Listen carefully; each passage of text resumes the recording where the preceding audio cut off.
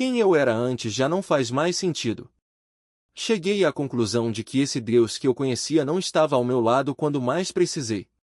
Então, decidi guardar essa fé numa gaveta e seguir em frente sozinha. Afinal, a única pessoa em quem posso confiar de verdade sou eu mesma. Foi quando perguntei: e você? O que faz da vida? E ela respondeu, sem rodeios: sou stripper. Na mesma hora, o lugar explodiu em aplausos, gritos, risadas. Uma energia contagiante tomou conta de mim. Era como se, de repente, eu estivesse reconquistando algo que havia perdido, a sensação de ser vista, admirada, desejada. E não demorou para que um fotógrafo do Playboy me abordasse. Você é minha musa, ele disse, minha descoberta. Estou orgulhoso de você. Ele me acolheu, me guiou, acreditou em mim quando poucos o faziam. Até sugeriu que eu fizesse os testes para ser playmate. Não muito tempo depois, recebi o convite para um trabalho incrível na Louisiana, para a edição especial do Mardi Gras. Eles me deram camisetas com o logo da revista na frente, e eu mesmo imprimi frases nas costas. Uma delas dizia: Deus ama o Playboy. Na minha cabeça, era possível ser modelo, atriz, qualquer coisa, e ainda assim servir a Deus. Achava que estava encontrando um jeito poderoso de fazer isso, mesmo que tudo parecesse distorcido, quase demoníaco. Mas eu estava tão cega que não enxergava a verdade. Agora, estou aqui para falar sobre o que vem depois. E tenho o prazer de receber minha amiga Júlia, que passou por muita coisa na vida. Ela começou no mundo da beleza como modelo adolescente, depois se tornou stripper e chegou a posar para o Playboy. Mas o Senhor a resgatou de uma escuridão profunda, livrando-a de opressões que nem ela mesma entendia. Hoje, Júlia está conosco para compartilhar seu testemunho poderoso. Seja bem-vinda, Júlia. Obrigada, Julie. É um prazer estar aqui. Para começar, gostaria de falar sobre quando me tornei Miss em Chicago. Tudo começou com um anúncio de concurso de beleza. Sempre admirei mulheres como Marilyn Monroe, que começaram assim e depois brilharam no cinema e na moda. Pensei, se elas conseguiram, por que eu não? Então, me inscrevi. Com o dinheiro que ganhei, paguei minhas taxas, cobri o custo do vestido e ainda consegui ingressos para minha mãe e minha irmã. Implorei, por favor, venham me apoiar. Não precisam pagar nada, eu já cuidei de tudo. No fim, ela decidiu ir, mas só apareceu na metade do evento. Quando a vi entrando com minha irmã, quase não acreditei. Eu estava ali, competindo com garotas que tinham vestidos caríssimos, maquiadores profissionais, todo o aparato. Eu não tinha nada disso. Meu vestido era simples, minha preparação, amadora. Mas, de alguma forma, venci. Minha mãe ficou chocada. Eu também. Nunca tinha feito um concurso antes, não sabia andar como as outras, não tinha aquele sorriso ensaiado, aquele jeito de falar perfeito. Mas ganhei. E aquilo mudou tudo. Não que eu sempre tenha sido vaidosa. Na verdade, gostar de maquiagem e cabelo sempre foi natural para mim. O que me viciou foi outra coisa, a sensação de ser importante. Em casa, minha vida era vazia, sem apoio. Eu era motivo de piada. Lá vai ela de novo com suas ideias malucas. Mas, no palco, estranhos acreditavam em mim. Aquilo me dava uma confiança que eu nunca tinha sentido. Era como uma droga, uma validação que meu coração tanto precisava. Finalmente, eu me senti alguém. Depois daquela vitória, algo dentro de mim despertou. Pensei, se conseguir isso, posso conquistar qualquer coisa. Sempre fui sonhadora. Antes mesmo de saber o que eram vision boards, eu criava os meus. Passava horas lendo, imaginando uma vida melhor, planejando minha fuga daquela realidade cinzenta. Cresci num ambiente conservador, cristão, cheio de regras. Tinha valores arraigados, amava Deus de verdade. Ainda criança, aos 4 anos, tive uma experiência espiritual intensa, um encontro real com Ele. Queria servi-lo, ser missionária. Mas, ao mesmo tempo, queria escapar daquela rotina sufocante, viver algo grandioso, cheio de cor e alegria. Eram dois desejos conflitantes dentro de mim, um, de buscar a Deus, o outro, de me libertar. Os concursos de beleza se tornaram minha fórmula para o sucesso. Participei de vários, sempre vencendo. Fui Miss Petita Illinois, depois Miss Wine Tropic Chicago, um concurso enorme. Cheguei a viajar para o Havaí, onde conheci o Playboy. Era como se cada vitória me aproximasse de um futuro brilhante. E o mais incrível é que eu era baixinha, tenho apenas 1,47 m, e a maioria dos concursos exigia altura. Mas eu compensava. Aprendi a andar em saltos altíssimos, me alongava para parecer mais alta nas fotos, usava tudo o que tinha a meu favor. Era a minha chance de sair dali. Aos 15 anos, fui a um evento de cabelo. Minha criação foi super protegida, então eu era mais imatura do que as outras garotas da minha idade. Estudava numa escola pequena, com apenas 35 alunos na minha turma. Não tinha vivência, não sabia lidar com o mundo real. Imagine uma menina de 11 anos, na cabeça, num salão cheio de modelos mais velhas, de 20 e poucos anos. Foi lá que conheci um rapaz lindo, de 19. Ele se interessou por mim, o que me deixou completamente deslumbrada. No mesmo dia, ele convenceu todo mundo a cortar meu cabelo. Eu tinha fios longos, e eles os transformaram num corte curtíssimo, quase raspado. Fiquei arrasada. No palco, na frente de todo mundo, tentei não chorar, mas por dentro estava humilhada. Pensei, agora que meu cabelo está horrível, ele vai me deixar em paz. Mas não. Ele continuou ali, o dia todo, me cercando. Minha mãe, quando soube, disse ao meu pai, vigia ela de perto. Mas já era tarde demais. E me deixou completamente perdida. Minha mãe implorou ao meu pai, siga ela, vá buscá-la, estou muito preocupada. Mas ele me deixou lá por tanto tempo que o evento acabou, as luzes se apagaram, e eu ainda estava parada no estacionamento, vendo tudo ser desmontado ao meu redor. As cortinas caíam, os cenários eram empilhados, e eu continuava ali, sozinha, esperando por alguém que nunca chegava. Foi quando ele apareceu. Um modelo, com aquele carro esportivo reluzente, aquele sorriso fácil que parecia saber exatamente o que dizer. Cadê sua carona? Perguntou, como se já soubesse que eu estava abandonada. Meu pai, devia estar aqui, respondi, tentando soar indiferente, mas minha voz tremia. Não tínhamos celulares naquela época. Não havia como ligar, como pedir ajuda. Então ele ficou. Esperou comigo por 2 horas, rindo, contando histórias, fazendo piadas que me distraíam do frio e do medo. E quando finalmente me pediu meu número de telefone, algo dentro de mim hesitou. Nunca tinha dado meu número a ninguém antes. Mas ele insistiu, com aquela confiança que fazia tudo parecer normal. Vou te ligar, disse, e eu acreditei. E ele ligou. Todos os dias. Até que um dia, depois de semanas de conversas e promessas, me convenceu a sair escondida de casa. Eu nunca tinha feito nada assim. Nunca tinha desobedecido, nunca tinha mentido para meus pais.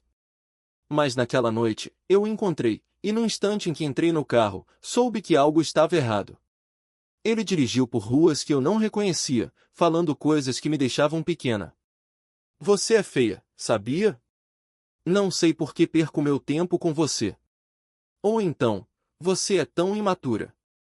Vou para o Admiral Theater, lá tem mulheres de verdade. Eu não sabia o que era um clube de strip, mas as palavras dele me fizeram sentir suja, indigna. Ele plantou a semente da dúvida, eu não era suficiente. E para merecer seu afeto, eu teria que provar o contrário. A manipulação foi lenta, mas implacável. Ele me pressionava, me fazia sentir culpada, me dizia que se eu o amasse de verdade, faria o que ele queria. E eu fiz. Porque, no fundo, acreditava que era o preço a pagar. Quando voltei para casa naquela noite, me senti outra pessoa. Não era mais a garota que sonhava em mudar o mundo. Era alguém quebrada, alguém que carregava um segredo pesado demais para compartilhar. Minha mãe me olhava e perguntava, onde está minha menina feliz? Você era a sonhadora, a que acreditava em tudo. Mas eu não podia contar. Como explicar algo que nem eu entendia? Na minha escola, não havia educação sexual. Éramos ensinados apenas a evitar tudo, nem segurar a mão de um garoto era permitido. Então, como eu poderia confessar o que tinha acontecido? Se soubessem, me expulsariam. E assim, enterrei tudo. Enterrei tão fundo que achei que nunca mais veria a luz. Os anos passaram, e eu tentei seguir em frente. Mas algo em mim tinha mudado. Eu não era mais a mesma. Quando chegou a hora de ir para a faculdade, meus pais não tinham dinheiro, nem incentivo. Como vamos pagar? Eles diziam. Mas eu não podia desistir. Se tinha conseguido vencer um concurso de beleza, poderia vencer isso também. Só que meu corpo e minha mente não cooperavam. Tinha uma deficiência de aprendizagem descálculia, algo que bagunçava números, espaços, direções. Na faculdade, eu me perdia nos corredores, chegava atrasado às aulas, fracassava em matérias básicas que todos pareciam dominar. As contas se acumulavam, e eu me perguntava, vale a pena? Estou afundando em dívidas por algo que nem consigo entender. E então veio o choque cultural. Eu tinha estudado em uma escola cristã com 35 alunos na turma inteira. Nunca tinha ouvido rock, nunca tinha usado jeans. De repente, estava em uma universidade enorme, cercada de pessoas que sabiam de coisas que eu nem imaginava. E o pior, eu não sabia nada sobre meu próprio corpo. Nada sobre sexo, nada sobre limites. Era como se tivesse sido jogada no meio de um jogo cujas regras ninguém me explicou. A ansiedade me consumia. Não dormia, não comia direito, me sentia perdida em todos os sentidos. E no meio de tudo isso, conheci sociologia. Pela primeira vez, alguém me mostrou que havia outras formas de ver o mundo. Eu tinha crescido acreditando em uma única verdade, mas agora tudo era possível. E Deus? Deus parecia distante, indiferente. Se ele existe, não está me ajudando, pensei. Então, decidi colocá-lo de lado. Vou cuidar de mim mesma. Um dia, talvez, eu volte a acreditar. Mas agora, preciso sobreviver. Foi quando conheci ela. Uma garota do campus, com unhas perfeitas, uma bolsa cara e um sorriso que dizia, a vida é fácil. Eu desabei na frente dela, contando minhas angústias, meus medos. E ela riu. Por que você está tão preocupada? Dinheiro é fácil de conseguir. E então me contou o segredo, ela era stripper. E naquele momento, algo em mim se iluminou. Eu já tinha feito performances no palco. Já tinha dançado, me apresentado, seduzido olhares. Talvez eu também consiga, pensei. Talvez essa fosse a resposta. A cada etapa eliminatória como se fosse uma batalha. Não era só beleza, era resistência, estratégia, carisma. E eu, que já tinha aprendido a ler multidões no palco do clube, sabia exatamente o que fazer. A primeira fase foi em um hotel luxuoso, com juízes de olhares frios e concorrentes que pareciam saídas de um catálogo. Eu não tinha o bronzeado perfeito, nem o biquíni de grife, mas tinha algo que elas não tinham, a capacidade de transformar qualquer espaço em meu território. Quando subi no palco, não sorri como as outras, eu vivi o momento. Cada passo era uma performance, cada olhar para a plateia, um convite. E funcionou. Passei para a próxima etapa. A segunda fase foi em uma praia, com areia nos pés e o sol queimando a pele. As meninas reclamavam do vento, do calor, da maquiagem que derretia. Eu dancei. Não uma coreografia ensaiada, mas algo espontâneo, como se o ritmo do mar me guiasse. Os juízes pararam para assistir. E quando terminei, uma mulher de terninho branco se aproximou. Você não é como as outras. Você tem fogo. Ela me entregou um cartão. Se passar para a final, ligue para mim. Quero te representar. A final foi em Las Vegas. Um palco gigante, luzes cegantes, um público que não sabia meu nome, mas que eu faria lembrar. As outras concorrentes tinham patrocinadores, equipes de maquiadores, figurinos sob medida. Eu tinha um vestido emprestado, um par de saltos que machucavam os pés e a certeza de que, se não ganhasse, pelo menos teria dado tudo. Quando anunciaram meu nome como uma das finalistas, senti o peso daquilo. Não era só um concurso, era uma prova de que eu podia reinventar meu lugar no mundo. Não ganhei. Mas também não perdi. Porque, no dia seguinte, a mulher do terninho branco me ligou. Você não precisa de um título para ser uma estrela, disse ela. Você já é. E assim, sem perceber, eu tinha trocado um palco por outro. O clube me deu dinheiro rápido, mas aquele concurso me deu algo mais valioso, um nome, um caminho, a chance de ser vista sem precisar me despir. Mas o mundo da moda não era muito diferente do mundo noturno. As mesmas invejas, as mesmas armadilhas.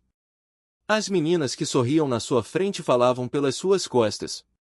Os homens que prometiam oportunidades e só queriam uma coisa. Eu já sabia como era viver em guerra, então, em vez de recuar, aprendi a lutar de outro jeito. Se no clube eu usava o corpo para sobreviver, na passarela eu usava a mente. Se antes eu dançava para aplausos, agora eu negociava contratos. Se antes eu me escondia atrás de uma persona, agora eu mostrava quem eu era, e quem eu era, descobri, não precisava de validação. Mas havia algo que nenhum dos dois mundos me ensinou, como confiar de novo. Porque, no fim das contas, tanto no clube quanto nos bastidores da moda, as pessoas só te deixavam chegar perto se vissem vantagem. E eu? Eu só queria alguém que ficasse quando as luzes se apagassem. Várias competições locais, uma atrás da outra. 5, 6 cidades diferentes, e em cada uma delas eu tinha que vencer. Vencer para chegar ao estado. Vencer para ser notada. E eu venci. Ganhei o título, fui levada para o Havaí, e foi lá que o Playboy me encontrou. Um dos jurados me puxou de lado e disse: temos um escritório em Chicago. Gostaríamos que você viesse para um teste. Não era um convite qualquer, era uma porta se abrindo, e eu sabia que precisava atravessá-la. O fotógrafo que me recebeu não era como os outros. Ele não me olhou como um corpo, mas como uma história. Você é minha musa, ele dizia. Minha descoberta. Estou orgulhoso de você. E, pela primeira vez em muito tempo, alguém não queria nada de mim além do meu sucesso. Ele me tratava como se eu fosse importante não por ser bonita, não por ser jovem, mas por ser eu. Ela é minha garota, ele repetia, como se me reivindicasse. E para uma menina que cresceu ouvindo que não valia nada, aquilo era como um bálsamo. Era como se, finalmente, alguém dissesse: você merece ser vista. O Playboy me tratou como uma princesa. Almoços sob encomenda, roupas escolhidas a dedo, um tratamento que ia além do profissional, era quase reverência. E, de alguma forma, naquele lugar onde tudo parecia superficial, eu encontrei algo que nunca esperei, uma sensação de pertencimento. As pessoas riem quando digo isso, mas eu sempre senti Deus nos holofotes. Porque, no fundo, o que é ser tratada como uma princesa senão um reflexo do amor que ele tem por nós? Aquele cuidado, aquela atenção, aquele você especial era como se, pela primeira vez, alguém me dissesse o que eu sempre soube, mas nunca ouvi, que eu valia mais do que o mundo me fazia acreditar. Trabalhei duro. 3 anos de capas de revista, calendários, prêmios de favorita dos fãs. Eu era boa no que fazia, e eles sabiam disso. Mas havia uma regra não escrita: se você já era uma modelo especial, se já tinha feito o circuito de ensaios mais ousados, não podia ser uma playmate. Você não é mais fresca, me disseram. Já está estabelecida demais. E eu, que tinha me dedicado tanto, que tinha dado tudo àquela empresa, percebi tarde demais que talvez tivesse trabalhado contra mim mesma. Que, sem querer, tinha me tornado previsível. Até que, de repente, tudo mudou. Um convite para um teste, o teste. O fotógrafo-chefe em pessoa pediu por mim. Era a chance que eu esperava, a edição de Mardi Gras, em Louisiana. Um trabalho dos sonhos. E, no meu coração, eu já tinha um plano. Um plano para sair da dança, para comprar um prédio de apartamentos, para viver de aluguéis e nunca mais depender daquela vida. Deus, eu consegui, pensei. Finalmente vou poder te servir.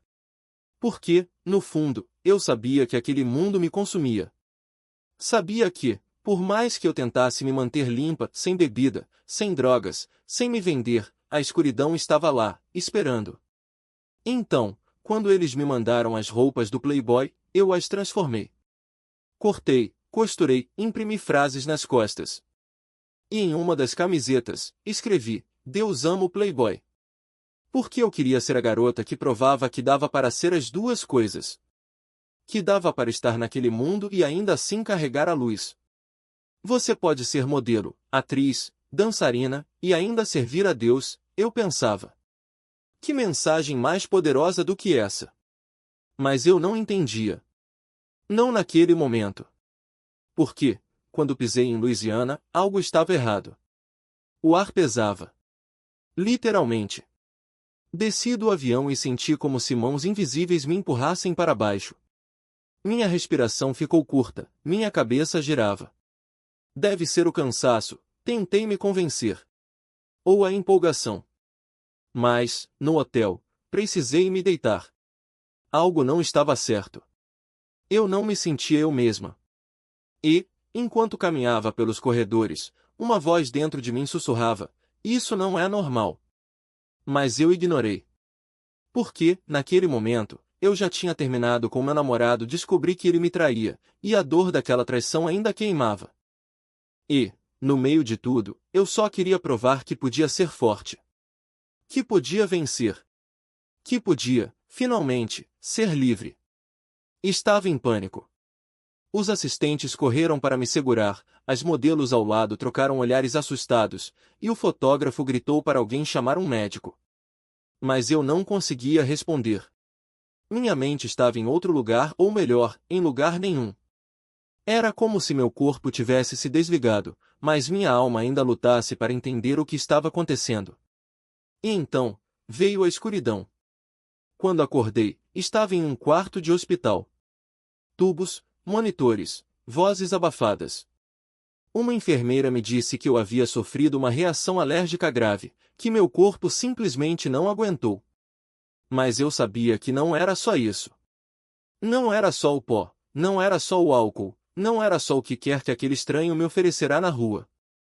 Era algo mais profundo, algo que eu vinha ignorando há muito tempo. Era como se todas as minhas escolhas, desde a traição, desde a negação, desde o momento em que decidi afogar a dor em vez de enfrentá-la, tivessem se acumulado até explodir ali, naquele set de fotos. E o mais assustador? Enquanto eu estava deitada naquela cama, com a cabeça latejando e o corpo fraco, uma parte de mim ainda sentia alívio. Porque, pela primeira vez em meses, eu não precisava ser forte. Não precisava provar nada. Não precisava fingir que estava tudo bem. Eu podia simplesmente parar. E isso, mais do que qualquer outra coisa, me aterrorizou. Por que se eu não podia confiar em mim mesma para tomar decisões simples, como não beber, como não aceitar algo de um desconhecido, como não me deixar levar por um momento de fraqueza, então em quem eu poderia confiar? Os dias seguintes foram um borrão de exames, conversas com médicos e a constatação de que eu havia chegado perigosamente perto de algo irreversível. E enquanto eu tentava entender como tinha deixado as coisas chegarem àquele ponto, uma verdade incômoda começou a se revelar: eu não tinha deixado. Eu tinha escolhido. Escolhido ignorar os sinais, escolhido me anestesiar, escolhido acreditar que a dor passaria sozinha. Mas a dor não passa sozinha. Ela se acumula, ela se transforma, ela encontra brechas para se manifestar, às vezes de formas que você nem reconhece. E então, quando finalmente tive alta, quando voltei para casa e olhei no espelho, não vi mais a mesma pessoa. Vi uma mulher que tinha perdido o controle, sim, mas também uma mulher que, pela primeira vez, estava pronta para admitir que precisava de ajuda. Por que não dá para seguir em frente fingindo que está tudo bem quando, por dentro, você está se despedaçando? Não dá para ser livre quando você mesmo é sua maior prisão. E eu, finalmente, estava pronta para quebrar as correntes. Me levantar daquela cama que não era minha, a calçar os sapatos que não eram meus e a encarar um mundo que, por muito tempo, eu havia tentado ignorar. Por que não dá para viver de favor quando você já passou a vida inteira se sentindo um fardo? Não dá para aceitar a caridade quando o que você mais precisa é provar para si mesma que ainda é capaz. E foi assim que comecei a trabalhar. Não em algo grandioso, não em algo que pagasse as contas de imediato, mas em algo que me lembrasse que eu ainda tinha mãos, pernas e um cérebro que funcionava. Lavei pratos em um restaurante sujo, onde o cheiro de gordura impregnava até os ossos, mas onde, pelo menos, eu podia contar as horas até o fim do expediente. Cada prato limpo era uma pequena vitória. Cada gorjeta de $1 deixada na mesa era a prova de que alguém, mesmo que anonimamente, reconhecia meu esforço. E eu precisava disso. Precisava daquela sensação de que, por mais insignificante que fosse, eu ainda contribuía. Porque quando você perde tudo, até a menor das conquistas se torna um farol. Mas não foi fácil. Havia dias em que o simples ato de levantar da cama parecia uma montanha. Dias em que a voz na minha cabeça sussurrava que eu não merecia nada daquilo, que eu era um fracasso, que eu havia jogado fora tudo que construí. E nesses dias, eu olhava para o pulso, para aquele bracelete que brilhava mesmo na penumbra do meu quarto, e me agarrava à lembrança daquela amiga que não desistiu de mim. Às vezes, a força não vem de dentro. Às vezes, ela vem de alguém que acredita em você quando você já não acredita mais em si mesma. E então, quando a noite chegava e eu voltava para a casa da minha amiga, exausta, com os dedos enrugados de tanto lavar louça, eu encontrava minha afilhada esperando por mim. Ela corria para os meus braços e me puxava para o chão, querendo que eu lesse mais uma história da Bíblia. E eu lia. Li até minha voz falhar, até os olhos arderem de sono, porque naquele momento, eu não era mais a mulher que havia perdido tudo. Eu era a madrinha dela. Eu era alguém que importava. E isso, por si só, já era um recomeço. Mas eu sabia que não podia ficar ali para sempre. Não podia depender da generosidade dos outros, por mais que eles insistissem. Então, comecei a procurar algo mais. Algo que me desse não só um salário, mas uma razão. E foi assim que encontrei um curso de maquiagem. Não era o que eu sonhava, não era o estrelato que eu havia perseguido, mas era um ofício. Era algo que eu podia aprender, aperfeiçoar, transformar em uma profissão de verdade. E, pela primeira vez em meses, eu me senti animada. Não era a empolgação de antes, aquela que vinha acompanhada de ilusões e promessas vazias. Era uma empolgação calma, quase tímida, como se eu tivesse medo de acreditar demais e me decepcionar de novo. Mas eu fui. Fui às aulas, mesmo nos dias em que mal conseguia me concentrar. Fui mesmo quando as olheiras sob meus olhos denunciavam as noites mal dormidas. Fui porque, no fundo, eu sabia que não tinha outra escolha. E, aos poucos, algo começou a mudar. Não foi da noite para o dia. Não foi como nos filmes, onde tudo se resolve em um piscar de olhos. Foi devagar, como a maré que sobe sem fazer barulho. Primeiro, foram os elogios das professoras. Depois, foram os primeiros clientes, mulheres que confiavam em mim para realçar sua beleza. E então, um dia, eu me olhei no espelho e percebi que não estava mais me escondendo. Estava me vendo. De verdade. Claro que ainda havia dias difíceis. Dias em que a dúvida voltava com força total, dias em que eu me perguntava se aquilo era suficiente. Mas aí eu lembrava da minha afilhada, daquela menina que me olhava como se eu fosse seu herói. Lembrava da minha amiga, que me deu um teto quando eu não tinha mais para onde ir. Lembrava do bracelete, que ainda brilhava no meu pulso, um lembrete constante de que eu não estava sozinha. E, acima de tudo, lembrava daquela mulher no espelho, a que havia sobrevivido ao fundo do poço e ainda estava de pé. Porque no fim das contas, recomeçar não é sobre apagar o passado. É sobre aprender a carregá-lo sem deixar que ele te esmague. É sobre encontrar forças onde você achava que não havia mais. E, principalmente, é sobre entender que você não precisa ser perfeito para merecer uma segunda chance. Você só precisa estar disposto a lutar por ela.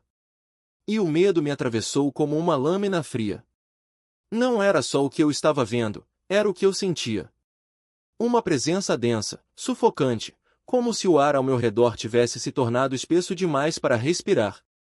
E então, no silêncio do meu apartamento, ouvi. Não eram vozes claras, não eram palavras distintas, mas um sussurro rouco, quase um riso abafado, vindo de lugar nenhum e de todos os lugares ao mesmo tempo. Era como se algo estivesse se divertindo com o meu pavor.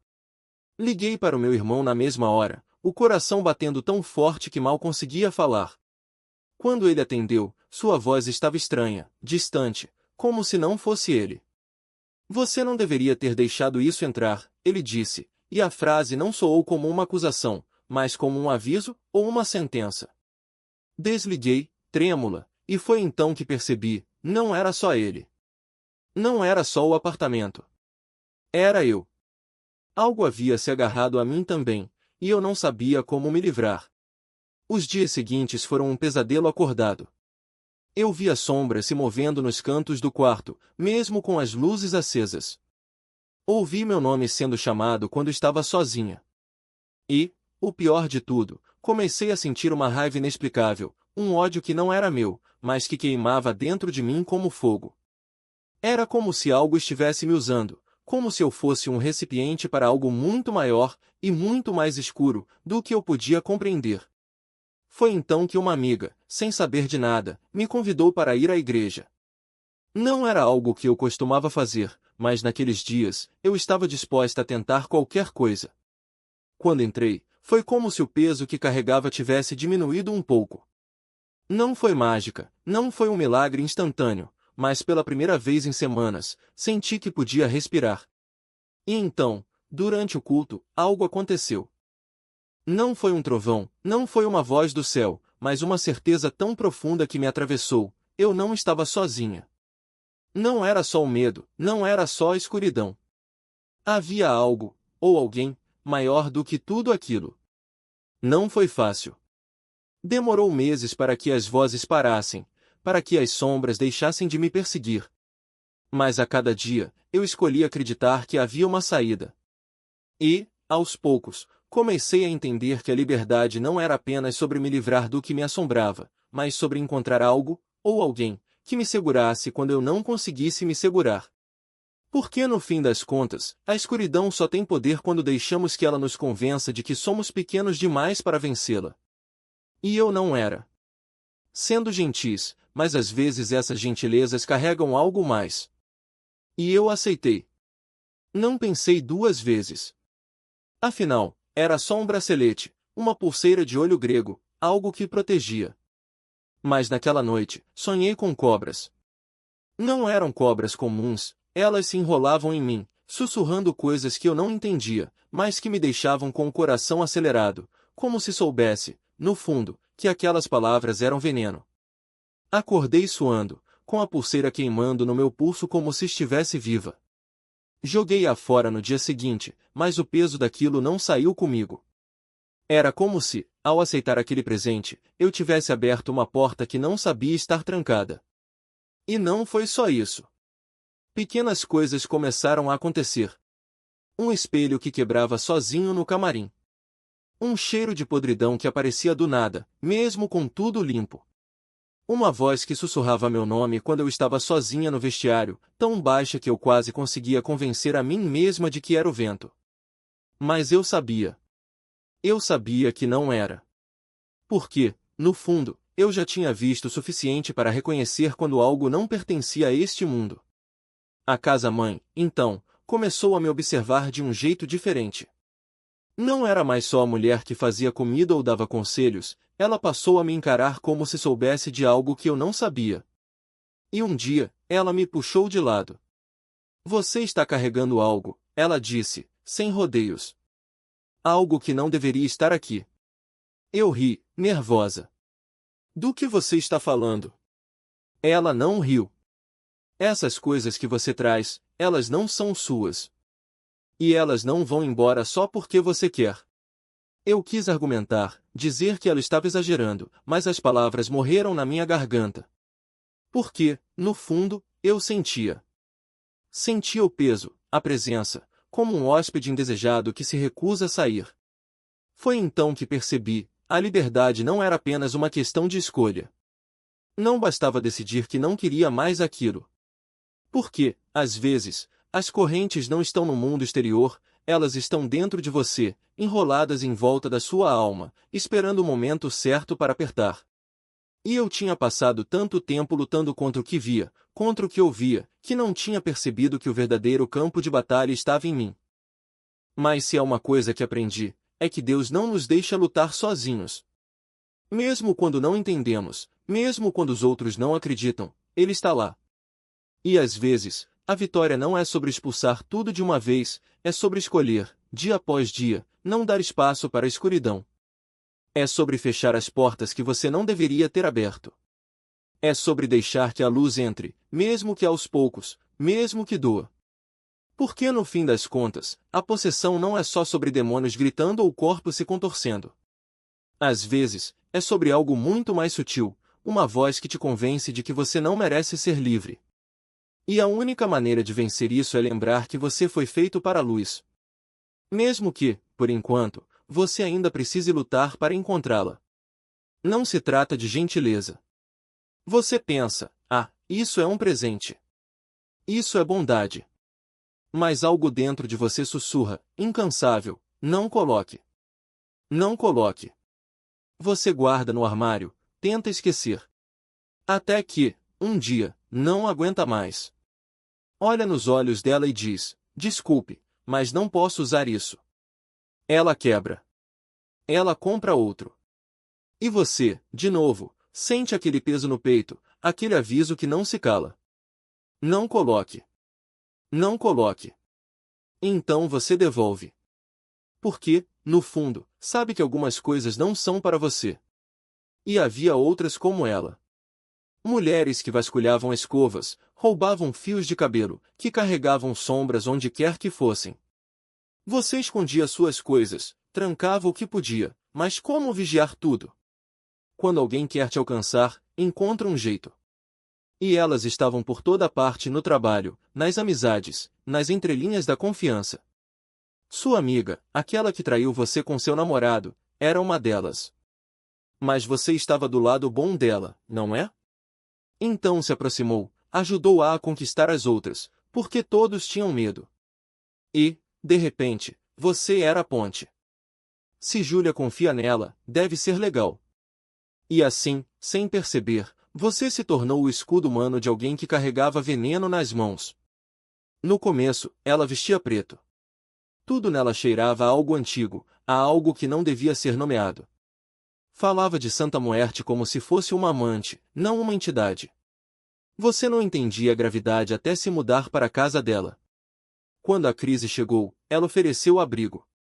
Júlia, sinto muito pelo que fiz. Quero compensar. E você, sempre querendo acreditar no melhor das pessoas, aceitou.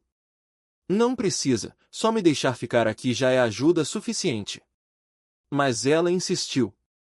Quero te abençoar. Como recusar uma bênção? Pareceria ingratidão. Então você concordou, mesmo sem saber o que aquilo significava. O mentor dela era a mãe do namorado, uma mulher que morava no porão de um sobrado em Santória. Um lugar estranho, onde o concreto havia sido quebrado para expor a terra nua porque, segundo ela, a energia da terra era sagrada. Você foi convidada para uma sessão de cura. Imaginou algo suave, talvez um pouco de fumaça, mãos que passavam perto do seu corpo sem tocar. Mas não era isso. Te levaram para baixo. Pediram que trocasse de roupa, que vestisse branco. Reserve o dia todo, disseram. Vai ser longo. E então você se viu sentada no chão de terra, vendada, com algo pesado na cabeça, argila, talvez.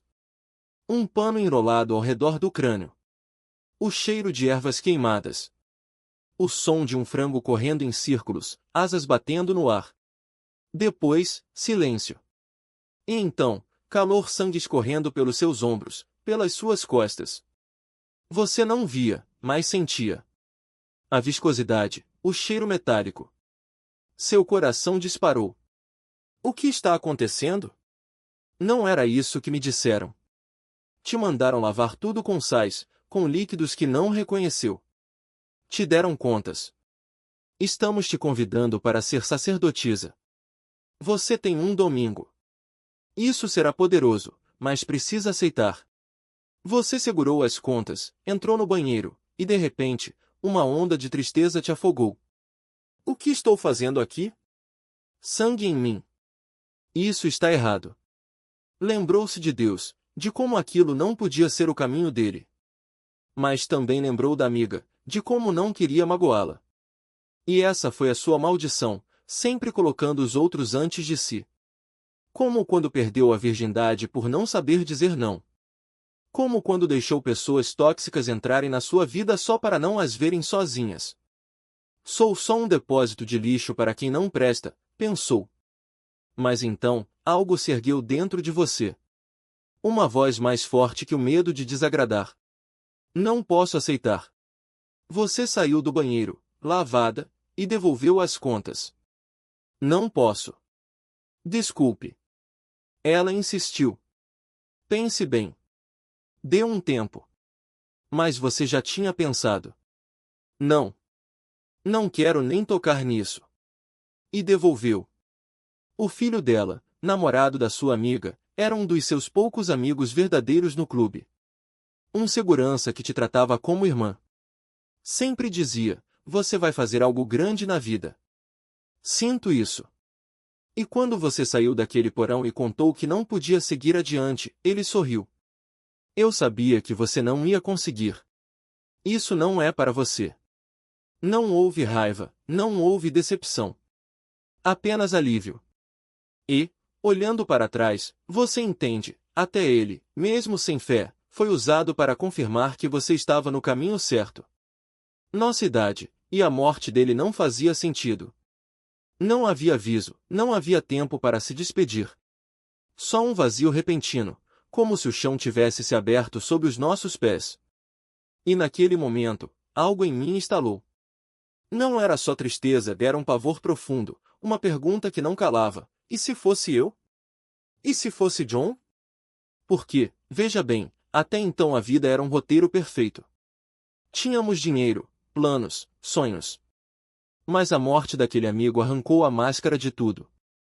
De repente, o apartamento que estávamos construindo, os investimentos, os projetos, nada daquilo importava se um dia simplesmente parássemos de respirar. E foi aí que o medo começou a sussurrar, você está brincando com fogo. Você sabe que não é isso que Deus quer para você. Mas eu resisti. Afinal, John e eu éramos felizes. Ele me entendia como ninguém, me apoiava em tudo. Quando eu dizia que queria sair da indústria, ele não ria, não julgava, apenas ouvia. E eu pensava, se Deus me deu esse homem, é porque ele sabe que estou no caminho certo. Só que, no fundo, eu sabia que não estava. Porque toda vez que eu olhava para o espelho, via uma mulher que tinha trocado sua alma por segurança. Uma mulher que, mesmo depois de tudo, ainda se agarrava ao que era fácil. E então veio Louisiana.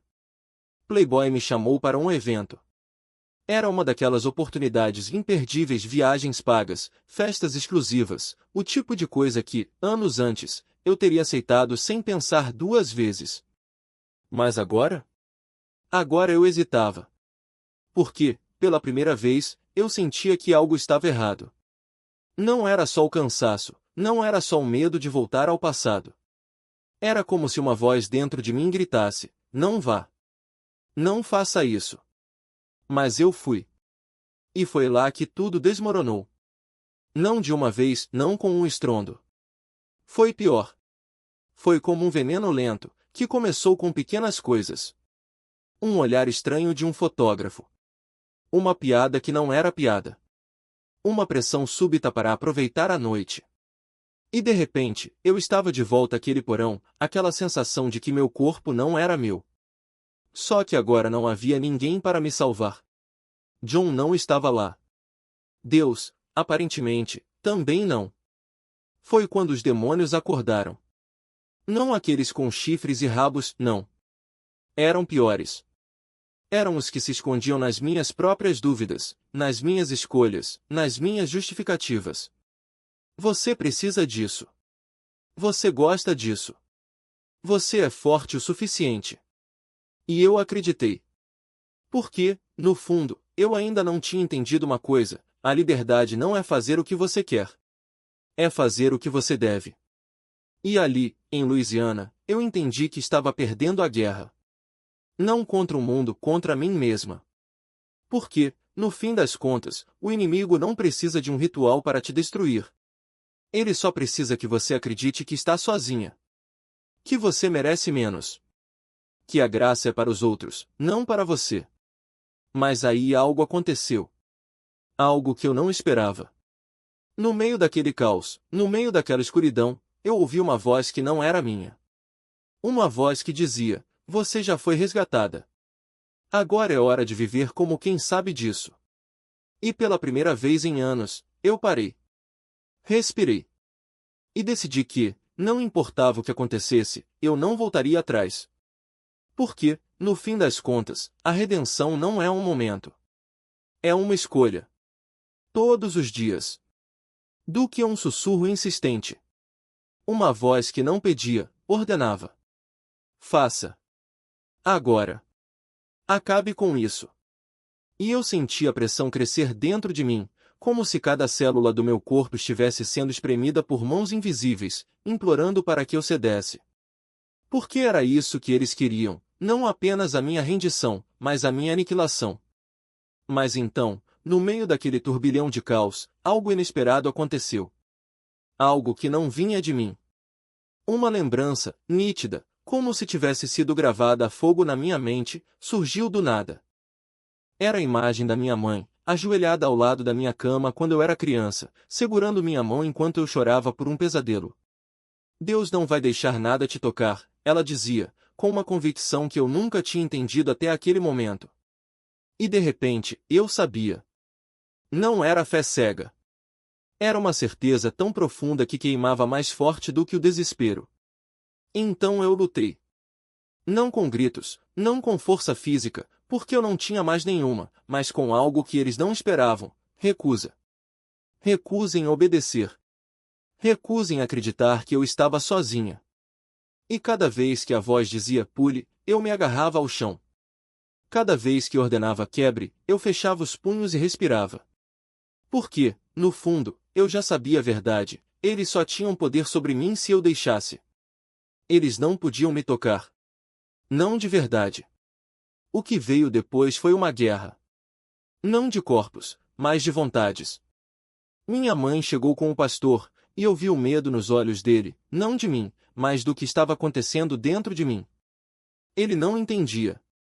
Ninguém entendia. Mas ela sim. Ela já tinha visto aquilo antes, no meu irmão, e sabia que não era loucura. Era algo mais antigo. Mais sombrio. E quando ele disse ela está louca, eu quase acreditei. Porque a dor era real. O cansaço era real. A sensação de estar sendo rasgada por dentro era real. Mas então minha mãe segurou meu rosto entre as mãos e disse: você não é isso. Você é mais forte. E naquele momento, eu escolhi acreditar nela. Porque a redenção não é um milagre que cai do céu. É uma batalha que você decide travar, mesmo quando tudo dentro de você grita para desistir. E eu decidi lutar. Não porque fosse fácil, mas porque, pela primeira vez, eu entendi que não estava sozinha. Havia algo, ou alguém, lutando ao meu lado. E isso fazia toda a diferença. Que me destruísse. Aquela voz não queria apenas me ferir, ela queria me apagar. E eu quase deixei. Quase obedeci quando sussurrou: pule agora. É sua chance. Acabe com isso. Não porque eu quisesse morrer, mas porque o tormento era insuportável. Eu só queria silêncio. Então, em um momento de desespero, pulei de um carro em movimento. Não era loucura. Era sobrevivência. Uma tentativa desesperada de calar o que me rasgava por dentro. E quando meus pais me olhavam com medo, quando sussurravam ela está fora de si, eu entendia. Mas ninguém via o que eu via. Ninguém ouvia o que eu ouvia. As igrejas que procurei ofereciam orações genéricas, correntes de libertação que não tocavam no cerne da minha dor. Meu marido, na época, não acreditava. Isso é coisa da sua cabeça, dizia. E eu, envergonhada, implorava a uma amiga que me levasse, até perceber que minha agonia a assustava. Foi então que ouvi, clara como nunca, a voz dele: nós podemos fazer isso sozinhos. Como? Perguntei, incrédula. Você não precisa de rituais. Minha palavra é o seu remédio. E ele me mostrou o caminho, não uma fórmula mágica, mas uma disciplina brutal. Jejuem da TV, do rádio, das conversas vazias. Alimentem-se da minha verdade até que ela seja a única coisa que resta em você. Então, imprimi versículos sobre perdão, rejeição, ira, tudo o que me envenenava. Ouvi a Bíblia em CD enquanto dirigia, enquanto esperava na fila do supermercado, enquanto meu marido assistia ao noticiário no outro cômodo. Coloquei tampões nos ouvidos para não ouvir nem o som da televisão. Nada mais pode entrar em você agora, ele disse. Só eu. E então, veio a libertação. Não como eu esperava, com gritos e exorcismos, mas em silêncio. No meio da noite, sentia minha boca se abrir sozinha, algo rastejar para fora como um inseto, uma serpente quente subir pela minha perna e sair pelos meus lábios.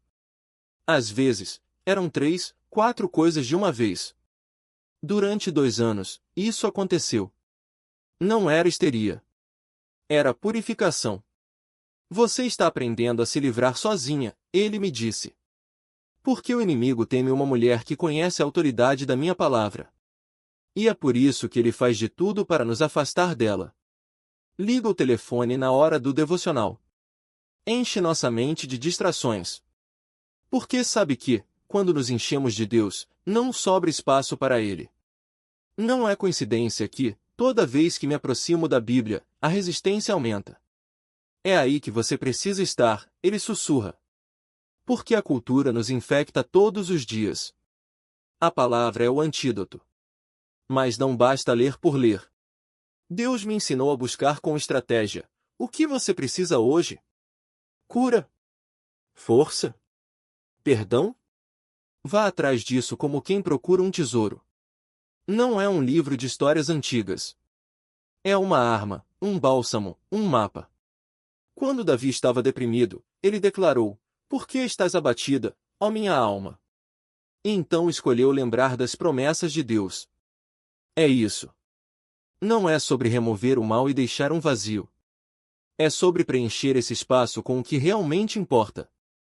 A psicologia, a autoajuda, os métodos modernos, muitos deles bebem da fonte das Escrituras, mas diluem sua essência.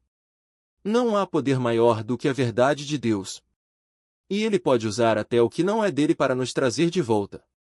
Mas por que se contentar com cópias quando se pode ter o original? A palavra não é um acessório na vida cristã. É o oxigênio. É o que nos mantém de pé quando tudo ao redor tenta nos derrubar. E hoje, quando a voz tenta voltar, eu não discuto. Não nego.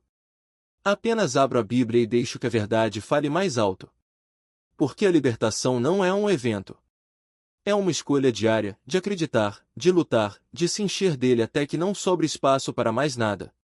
É o que Deus pode usar para nos moldar. Porque a mente humana não é um terreno neutro, ela é um campo de batalha onde a verdade e a mentira disputam espaço. E se a ciência, em sua busca honesta, descobre como nossos cérebros são estruturados, por que não usar esse conhecimento para reprogramá-los com a palavra? Não se trata de misturar o sagrado com o profano, mas de tomar o que é útil, como um médico usa um bisturi, e submeter tudo ao crivo de Cristo.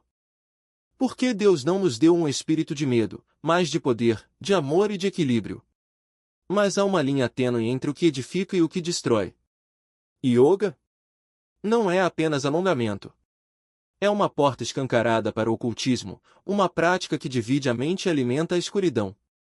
Conheço crentes que a praticam, e todos eles lutam contra a depressão, contra a instabilidade emocional, contra uma guerra interna que não deveria existir. Porque o inimigo não brinca em serviço. Ele não vem com sinais de alerta piscando, ele se disfarça de paz, de bem-estar, de algo inofensivo. E é aí que muitos tropeçam, achando que podem flertar com o pecado e ainda assim manter a comunhão com Deus. Como se ele fosse um marido traído que fecha os olhos para a infidelidade. Deus não é cego. Ele não negocia com a verdade.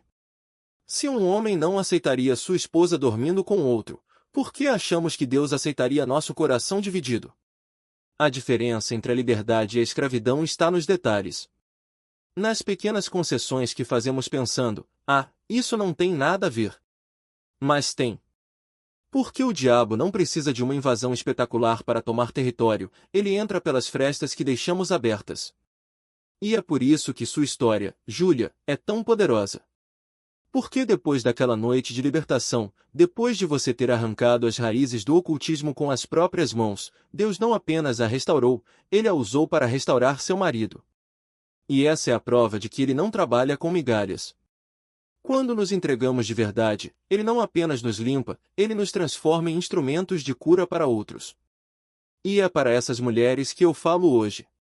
Para as que estão presas em relacionamentos que as sufocam, para as que se vendem por migalhas de afeto, para as que acordam todos os dias se odiando um pouco mais. Deus não as vê como casos perdidos. Ele as vê como filhas que precisam ser lembradas de quem são. Porque o mesmo Deus que tirou você do fundo do poço, Júlia, está pronto para fazer o mesmo por elas. Ele não espera que você chegue pronta, ele se encontra com você no meio da lama e diz, agora, levante-se. Então, se você está assistindo isso e sente que não há saída, ouça bem, o que o inimigo planejou para sua destruição, Deus vai usar para sua vitória. Não uma vitória meia-boca, mas uma reviravolta tão grande que até você vai duvidar de como chegou até aqui. Porque ele não faz as coisas pela metade. Ele não nos dá migalhas de esperança, ele nos dá um banquete de redenção. E é por isso que eu oro agora. Não como alguém que já chegou, mas como alguém que sabe o que é ser resgatado das cinzas. Pai, eu te agradeço por cada mulher que está ouvindo isso e sente que não há mais jeito. Eu te peço que ela sinta o peso da sua mão sobre ela, não para condenar, mas para levantar. Que ela saiba que o mesmo amor que me alcançou no meu pior momento está disponível para ela hoje. Que ela entenda que suas lutas não são acidentes, são convites para que você mostre seu poder. E que, assim como eu, ela possa olhar para trás daqui a alguns anos e dizer, foi ali que tudo mudou. Porque, no fim das contas, não é sobre o que nós merecemos. É sobre o que ele já fez. E ele já fez tudo. Em nome de Jesus, amém.